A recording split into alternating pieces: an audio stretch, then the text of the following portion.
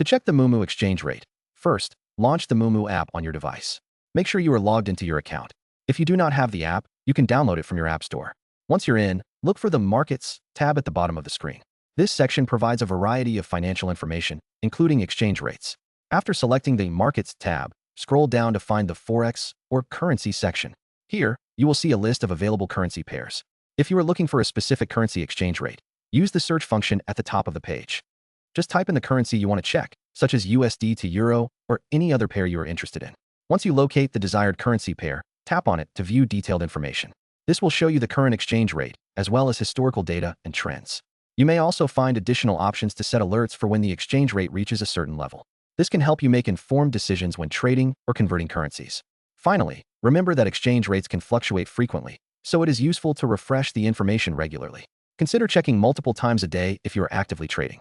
Once you have gathered the information you need, you can use it to inform your trading strategy or make exchanges as needed.